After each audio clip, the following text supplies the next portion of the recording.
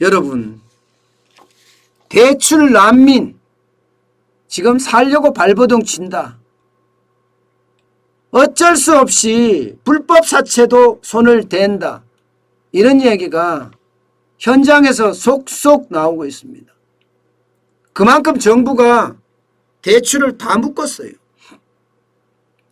1금융권도 묶고 2금융권도 묶고 심지어 3금융권조차도 저신용자에게는 대출을 안 해줘요. 그러면 저신용자들은 지금 어디로 가란 말입니까? 죽으란 말입니까? 결국 말입니다. 죽는 것과도 같은 불법 사채를 쓴다니까요.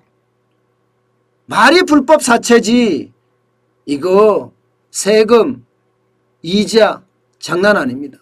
세금이 아니라 이자 장난 아닙니다. 그야말로 최고금리입니다. 최고금리. 왜 이런 문제가 생길까? 여러분, 제1금융권의 대출 중단 사태에 이어서 말입니다. 이제 제2금융권의 가계대출 중단 사태까지 벌어졌습니다. 벌어졌어요. 새마을금고 대출 안 하기로 했죠. 신협도 안 하기로 했습니다. 정부도 지금 보세요. 못하게 막아버렸어요. 지금 저축은행만 하더라도 2020년 말 대비해서 지금 현재 부채 증가 비율이요. 18.7%입니다.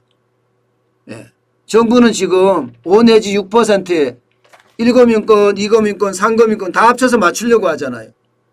그러면 어떻게 되겠어요? 18.7% 줄여! 이렇게 됐겠죠?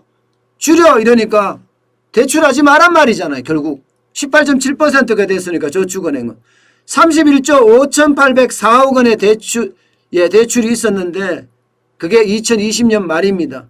그때보다가 37조 4,728억 원이니까 18.7%가 늘어난 거예요. 상호금융도 마찬가지입니다. 5.83%. 그나마 좀 적다고 이야기하지만 금액은 큽니다. 290조 9,535억 원에서 307조 9,079억 원까지 늘어났습니다.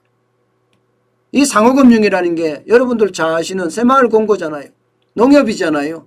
농협, 지방농협이요. 예, 신협 뭐 이런 데 많잖아요. 카드사도 마찬가지입니다. 카드사도 작년 12월 말에 70조 6,779억 원이었는데 예, 지금 현재 75조 5,690억 원이니까 결국 어떻게 되겠습니까? 예, 3분기 말 기준으로 봐서 6.92%예요. 결국 하지 말아 돼서 안 하고 있습니다. 지금 다. 이미 가계대출을 완전히 중단했어요. 그러면 대출 난민은 어디 가서 돈 빌려? 1금융권도 못 빌려. 2금융권도 못 빌려. 그러면요. 죽으라는 뜻인가요? 저는 그렇게밖에 생각이 안 들어요. 게다가 말입니다. 이제는 차주 단위로 DSR까지 적용한다네요. 이게 카드론까지 다 포함시킨대요. 이제는 카드론까지. 지금까지는 카드 회사에 카드론은 포함을 안 시켰습니다. 그것까지 포함을 시키는데 내년 1월부터는요. 2억 원만 대출 받으려고 그러면 이게 DSR 적용을 한다는 거예요. 카드론 다 포함해서. 그러면 내가 빚을 지는 게 내가 버는 것에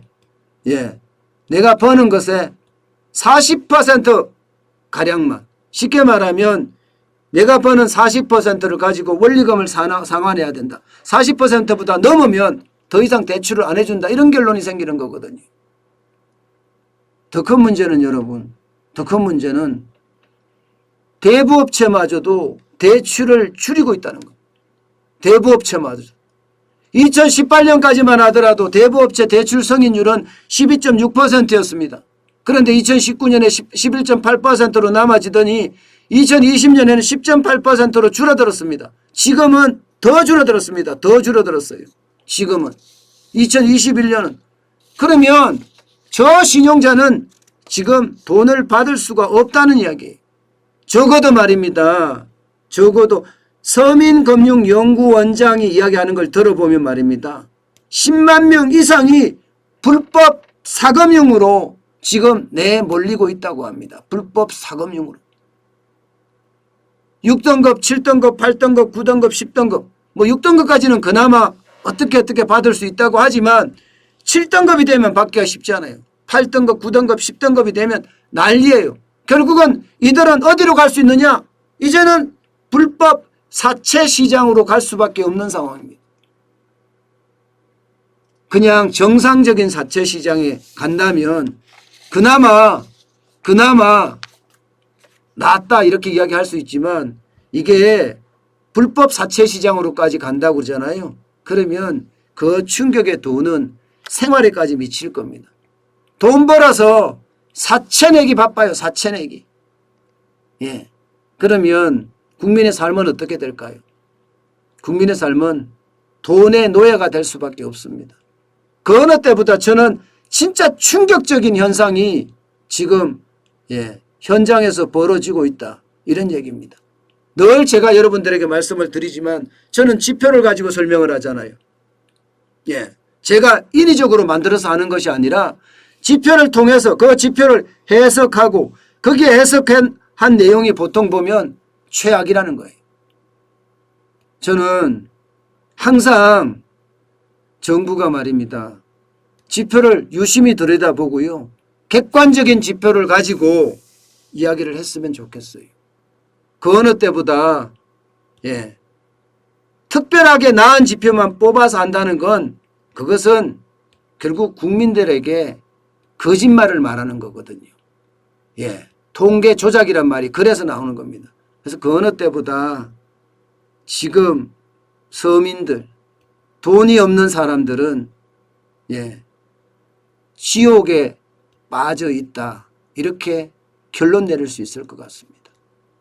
그만큼 정부가 시장을 다 망쳐놨습니다.